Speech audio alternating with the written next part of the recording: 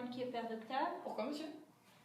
Eh bien, je viens d'apprendre qu'ils veulent me mettre en procès et faire rompre par justice mon mari de ma sœur. Je ne sais pas s'il a cette pensée-là. Mais il ne veut pas consentir de son pistolet que vous lui demandez. Il dit que c'est trop. Par le sang, par la tête, par le ventre, si je le trouve, je le veux essayer du gel d'être roué tout vif. Monsieur, ce père d'Octave a du cœur, et peut-être craindra-t-il?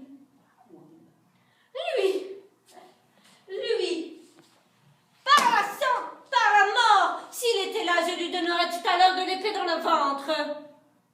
Qui est cet homme-là? Lui, monsieur? Ce n'est pas lui.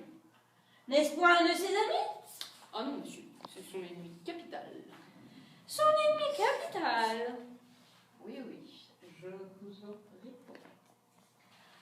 Ah, parbleu, j'en suis ravie. Vous êtes ennemi, monsieur, de ce facin d'argante?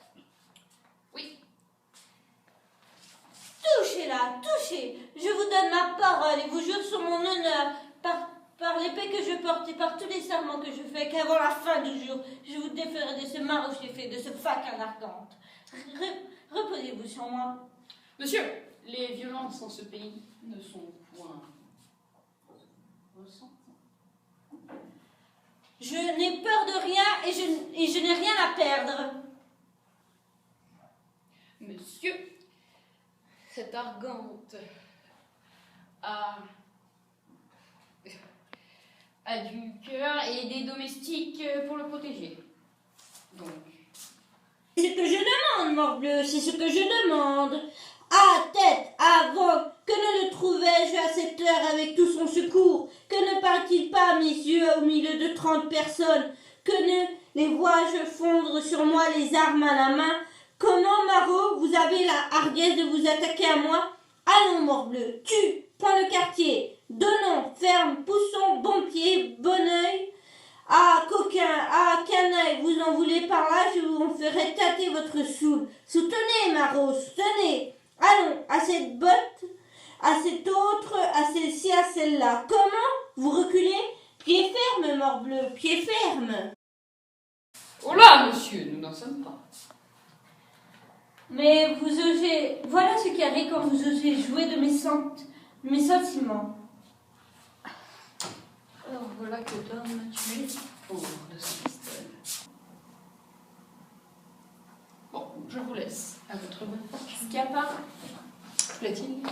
je me résous à donner les 200 pistolets. Non, j'en suis ravie pour l'amour de vous. Allons les porter, je les ai sur moi. Monsieur, il serait mieux que vous me laissiez les porter. Il ne faudrait pas pour votre honneur qu'il vous voie alors que vous vous êtes fait passer pour autre à cet endroit-ci. Et je ne voudrais pas qu'en vous voyant, il n'osât vous en demander plus. Oui, mais j'aurais été bien aise de voir comme je donne mon argent. Eh bien, monsieur, je suis fourbe ou je suis honnête homme. C'est l'un des deux. Mais si vous ne vouliez pas vous fier à moi, allez chercher quelqu'un d'autre pour changer de affaires. Tiens, On serait donc. bien aise. Non, monsieur, je serais ravie que vous vous fiez à quelqu'un d'autre. Mon Dieu, tiens. Non, monsieur, je pourrais en vouloir votre argent.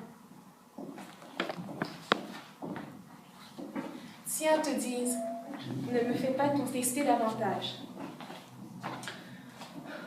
Mais songe à bien faire attention à lui. Oh, il n'a pas affaire à un fourbe. Mais il n'a pas affaire à un... Bon. Il n'a pas affaire à un idiot. Je t'attendrai chez moi. Je ne manquerai pas d'y aller. Monsieur? Votre fils, je l'ai trouvé tantôt tout triste. Nous sommes allés promener sur le port. Là, nous avons arrêté nos yeux sur une galère turque assez bien équipée. Un jeune turc de bonne mine nous a invités d'y entrer. Il nous a fait 1000 civilités. Nous a donné la collation, où nous avons mangé des fruits les plus excellents qui se puissent voir, et bu du vin que nous avons trouvé le meilleur du monde. Qu'y a-t-il de si affligeant tout cela? Attendez, monsieur. Nous y voici. Pendant que nous mangions, Il a fait mettre la galère en mer et, se voyant éloigné du port, il m'a fait mettre dans un esquif. Et m'envoie vous dire que si vous ne lui envoyez pas par mois tout à l'heure 500 écus, il va vous emmener votre fils en Alger. Comment diantre 500 écus? C'est à vous, monsieur, d'aviser promptement au moyen de sauver des fers un fils que vous aimez avec tant de tendresse. Que tu ailles dire à ce Turc qu'il me renvoie mon fils et que tu te mettes à sa place jusqu'à ce que j'ai amassé la somme qu'il demande. Tiens, voilà la clé de mon armoire.